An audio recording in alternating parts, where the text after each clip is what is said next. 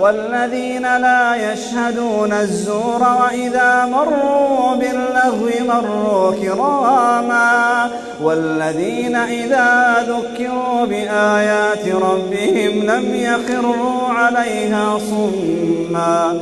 يخروا عليها صما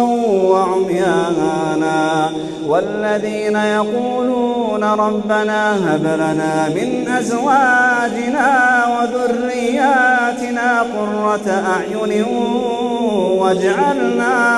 واجعلنا للمتقين إماما أولئك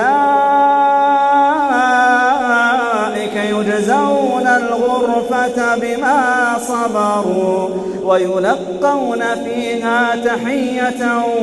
وسلاما.